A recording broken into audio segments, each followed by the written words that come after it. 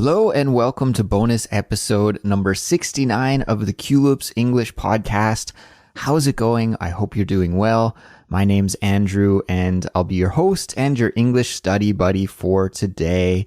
And in our bonus episode series, what I do is tell you some stories from my daily life as a Canadian living in South Korea. I tell you about the highs, the lows, and just the everyday things that I get up to. And the goal is that by listening to these stories, you'll be able to improve your English fluency. Now, for every bonus episode that we produce, there is an absolutely free interactive transcript, and you can access that transcript and follow along as you listen to me today just by following the link that's in the description for this episode. And we also make a PDF version of the transcript as well. So if you'd rather go old school and download a PDF file, then that option is available to you as well. We're able to make brand new English lessons for learners all over the world each and every week, thanks to our amazing member community. Without the support of our members, Culips wouldn't exist. It's just that simple. And to say thanks to our members for their support, we offer a lot of perks and bonuses and special things to our member community. Some of which include full transcripts and study guides for all of our episodes, which include detailed breakdowns of the key vocabulary that you hear us use, and examples and quizzes and prompts that you can use for speaking practice or for diary writing practice. You also get ad-free audio and access to our members only series, the Fluency Files. There's a special channel reserved only for Culips members on our Discord server as well. So there's just a ton of awesome things you get when you support Culips and become a member. So if that sounds interesting to you, then you can find out all of the details and sign up by visiting our website, culips.com. In this week's episode, I'm going to talk to you about a sad and difficult experience that my wife and I recently had to go through.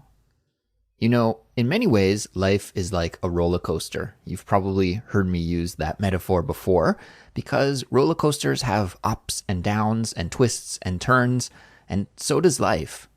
And I always want to be honest and real with Culips listeners and talk about what's really going on in my life. And that means that from time to time, unfortunately, I'm going to be riding the bottom part of the roller coaster.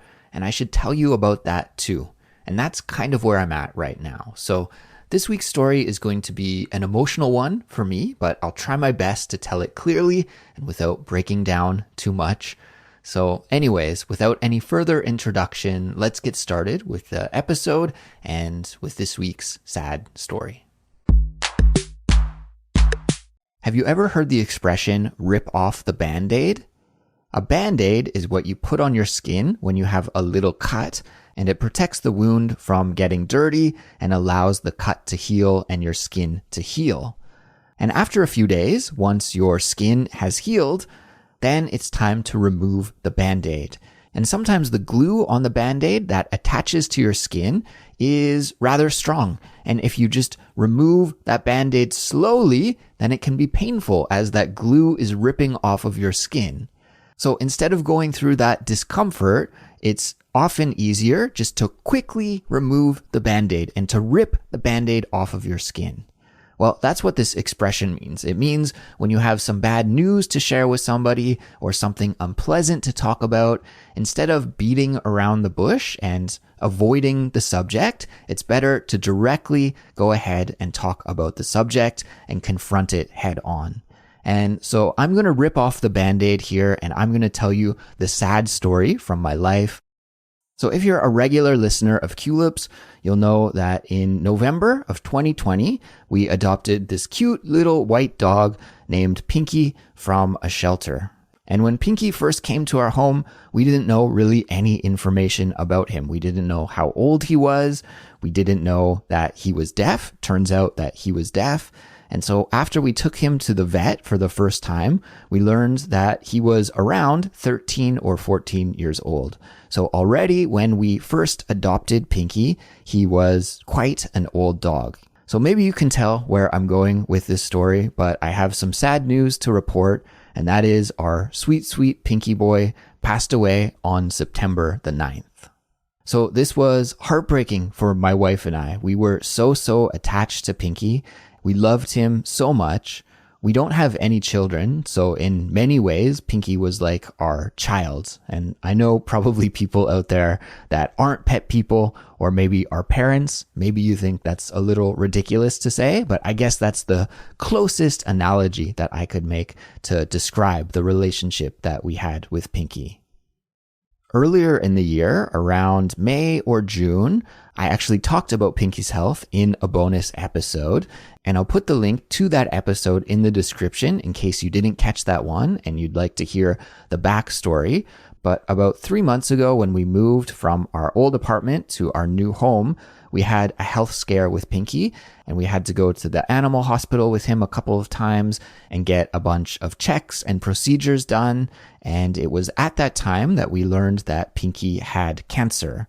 Now, to be honest with you, I thought that we might lose Pinky at that time. His condition really wasn't that great at all, but he made a miraculous rebound and he went back to his old normal self, and it was great. We moved into our new house together, and he seemed to adjust to living in the new home without any problems at all, and he was back to his regular self. Now, of course, he was never really a super energetic dog to begin with. He was always really calm and quiet. And, even when we go out for a walk, sometimes my wife and I would complain about how slow he walked because he was always a very slow walker. And the reason why we would complain is that often when we'd go out for a walk, he would just walk really, really slowly, and it would take us 20 or 30 minutes just to go around the block. But then as soon as we'd get home, he'd get really excited and run around the house. And so we knew that he could move quickly and that he could run and jump if he wanted to. But for whatever reason, when we would go out for a walk, he was always a slow boy, a slow dog, and he took his time. Anyways, after that health scare and when we moved into the new house, he seemed to be totally fine. Well, fine until he wasn't. I should say that Pinky is the first dog that I've ever had as an adult. My family had a pet dog when I was a child, but I was too young to really clearly remember what it was like to lose that dog.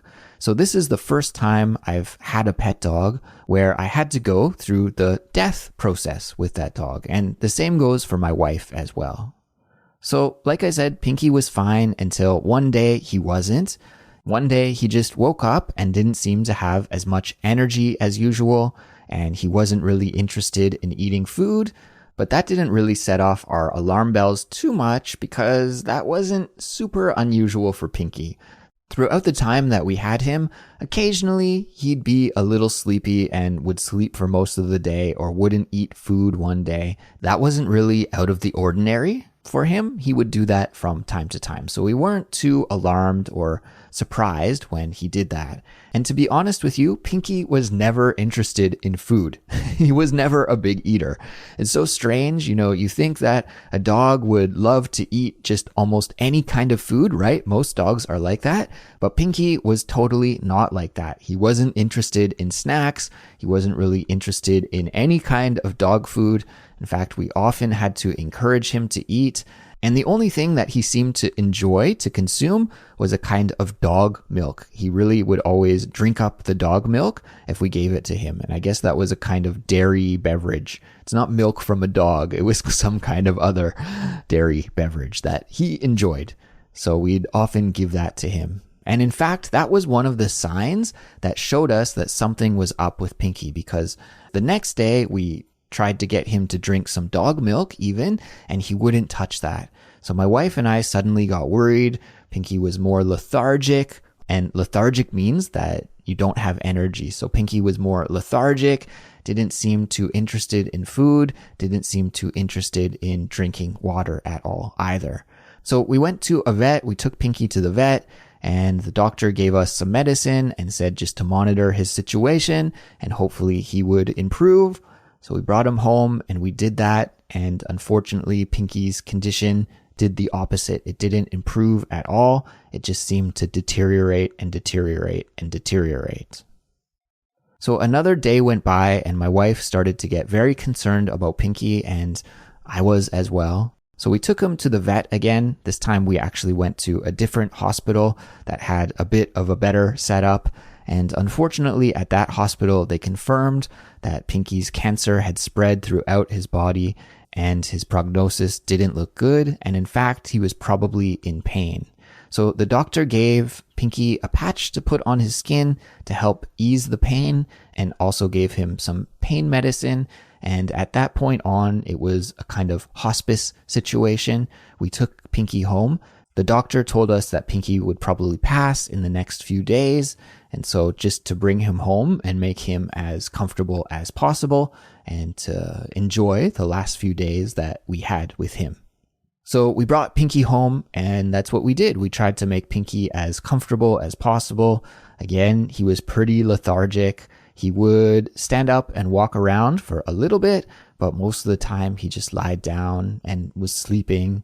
And really, you could just tell that his condition was not so good at all. He didn't look good. He was losing weight. He hadn't had anything to eat for several days.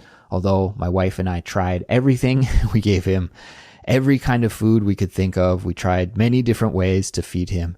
He just wouldn't eat. And so we knew the time was coming where we'd have to say goodbye to Pinky. Now, about 24 hours after we got back from the hospital and we were into the hospice phase of things, Pinky started to act like he was in pain. And when we were talking to the doctor, the doctor said that it's very likely that Pinky is in pain. And so that really broke my heart and my wife's heart to think of our poor little dog in pain in the last part of his life. And so my wife and I had a discussion about whether we should let Pinky pass in our home and just wait for nature to do its thing and take him naturally, or if we should put him down. Now, to put an animal down, or even I guess you could use this for a human as well, but in most situations, this expression is reserved for animals. To put an animal down means to euthanize the animal. So to give the animal an injection that kills it. So my wife and I had a discussion about whether we should euthanize Pinky and put him down in the evening, and we said we'd sleep on it and make a decision the next day. Well, that night we didn't sleep at all because Pinky was in a lot of discomfort that evening. He cried for the first time. I had never heard him cry before. He was always a really silent dog. I think maybe I've even talked on Culips about how we only heard Pinky bark one time ever in his life. So he was always a really, really quiet dog. And to hear him cry like that was just so heartbreaking. And it happened at night. So there wasn't really too much that we could do for Pinky other than to give him the medicine that the doctor had prescribed.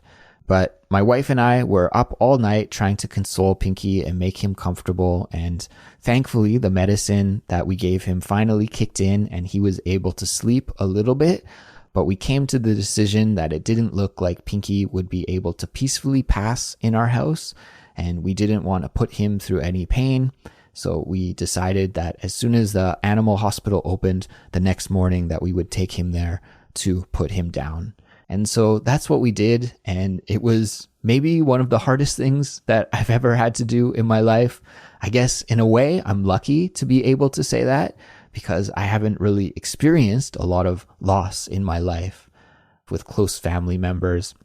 Of course, I've had loved family members pass away in the past, and I've had to go through that, but nothing on this scale. And I didn't really even know how attached I was to Pinky.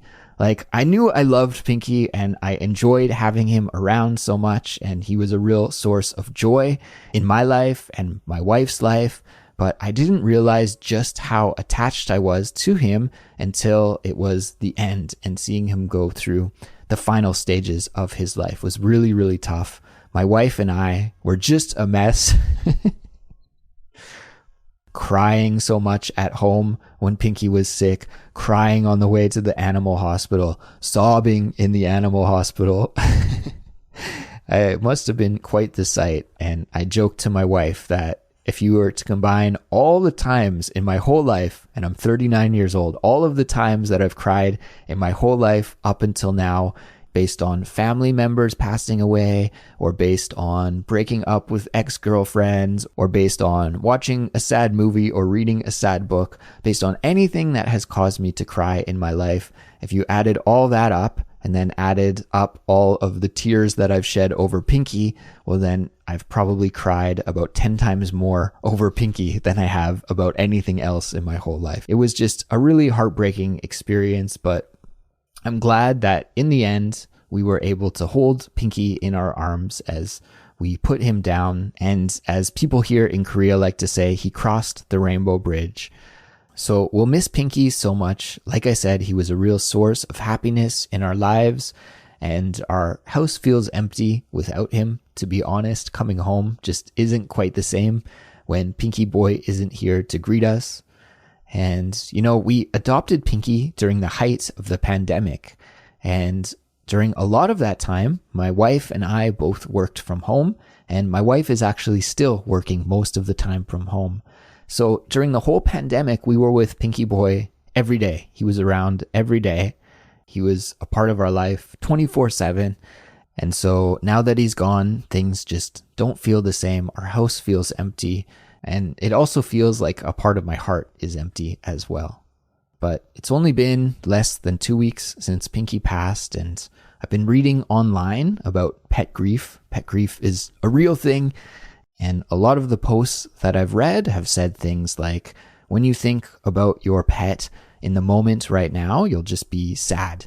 And that's how I feel right now. When I think of Pinky, I get really sad and I miss him. But in the future, when I think of Pinky, according to these posts, I'll just remember the good times that I've spent with him and all the memories that I have with him and with my wife, the three of us together.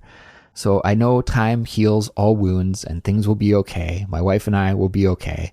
But it was just a difficult experience that we had to go through. And it's part of the process that you have to go through when you have a pet. And the reality of it, and it sucks, but it's true, that dogs and cats are really most pets that humans raise, unless you're a keeper of parrots or tortoises, I guess, that are pets, they just don't live as long as we do. So it's part of the process of having a pet, and we had to go through it. But I'm glad that in the end, we were able to give Pinky a happy home. I don't know too much about the start of Pinky's life. I know he was in a shelter and he went from home to home to home and kind of temporary situations. I don't know too much about his life pre-coming to our house, but I do know that for the final bit of his life, Pinky had a happy environment. He was well cared for. In fact, he was spoiled. I would often joke to my wife that we should call him King Pinky because he lived the life of a king for the last few years in our home. So I can rest assured knowing that Pinky had a good end of life and was able to pass on to the other side peacefully.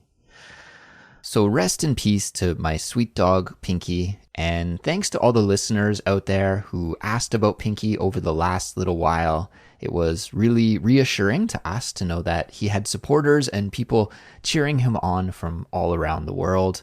And I'll make sure to post some of my favorite Pinky pictures over on our Instagram as well. So if you'd like to check those out, just navigate over to the Culips Instagram page, and I'll put the link in the description for this episode.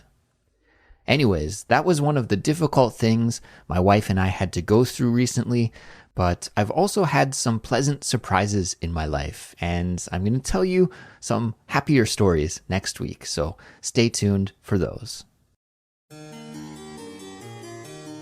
And now it's time for this week's vocabulary lesson. Earlier in the episode, I told you that when Pinky first started acting lethargic, it didn't set off our alarm bells. That's the expression that I'd like to teach you about today, to set off your alarm bells. You know, I think there are several different kinds of idioms and expressions in English, and I think you'd probably agree with me there. There are the kind of expressions that maybe you don't technically know, but then once you hear them, then you instantly can understand what they mean. But even though you understand the expression, you would never think to use it when you're speaking English because you didn't know it existed in the first place. On the other hand, there are expressions that you don't know, and then when you hear them, you can't understand them, and you would never be able to use them in your own conversation for those reasons.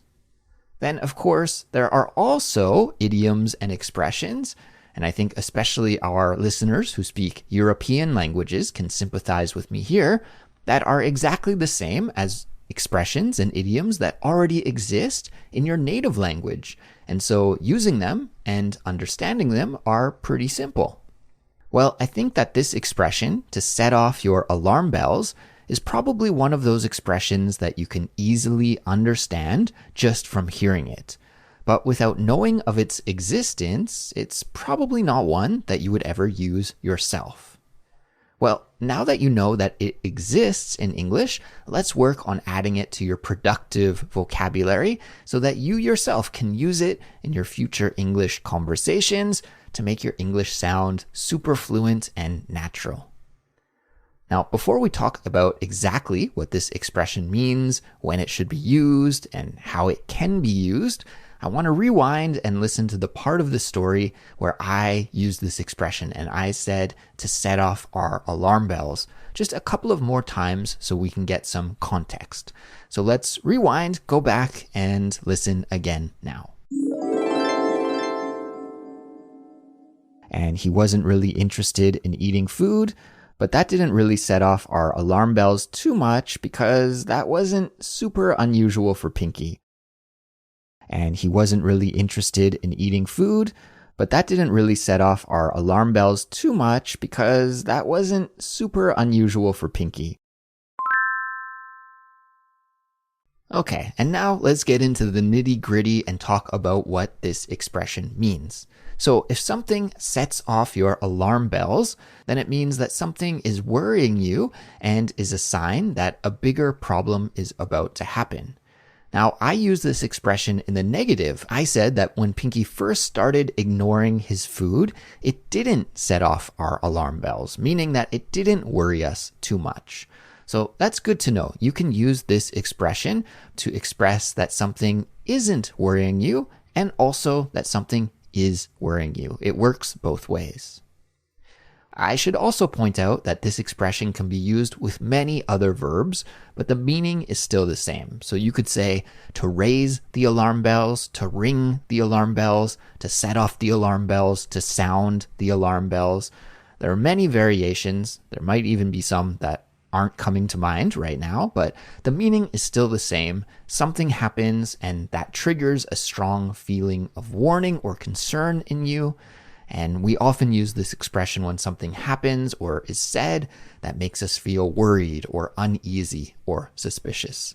So as always, I've prepared 3 example sentences for us to listen to and learn from so that we can see how a native English speaker would use this expression in a normal way in their everyday speaking. So let's listen to the first example sentence now. Here we go. Example sentence number 1.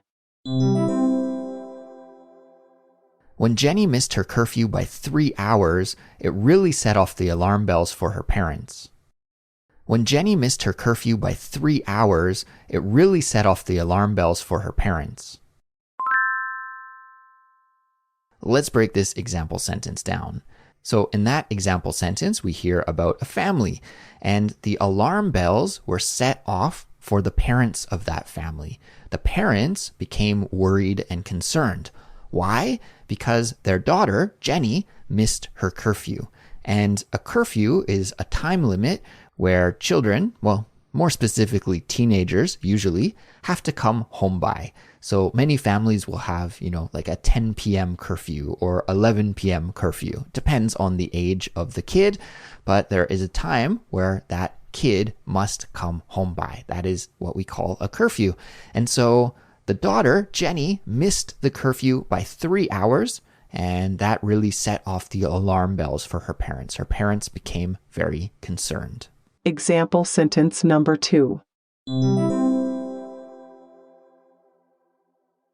The recent increase in online scams has set off the alarm bells for many internet users who've become more cautious. The recent increase in online scams has set off the alarm bells for many internet users who've become more cautious. Let's break this second example sentence down. So in this example sentence, we hear about internet users who have become cautious because their alarm bells have been set off. Why? Because there are more and more scams online these days. So when we use the internet, we have to be careful. I don't know what your email inbox looks like, but my email inbox is always filled with spam from people who are trying to scam me out of my money. So when more and more online scams happen, well, then that sets off our alarm bells and we become more cautious when we use the internet. Example sentence number 3. Hearing about Jason's sudden engagement after only a month of dating really set off the alarm bells for everyone in our friend group. Hearing about Jason's sudden engagement after only a month of dating really set off the alarm bells for everyone in our friend group. Let's break this final example sentence down. In this example sentence, we hear about a guy named Jason, and Jason got engaged to his girlfriend after only dating her for a month. And because of that short romance time, well, that set off the alarm bells for everyone in the example sentence speaker's friend group. So you could imagine that his friends were a little bit worried, like, hey, maybe shouldn't you date her for a little bit longer before getting married? Because you're making a very big decision after only a little bit of time, and if things don't work out, well, that could be messy. So that's it for this episode, everyone. Thank you for listening all the way to the end. And also thank you for being a kind listening ear for me. It was helpful for me to talk about some of these difficult emotions that I've experienced over the last little while. And of course, also congratulations on finishing an English study session as well. You did a great job. So that's it for now, but I'll be back next week with some happier stories, I promise, and I'll talk to you all then. Take care and bye.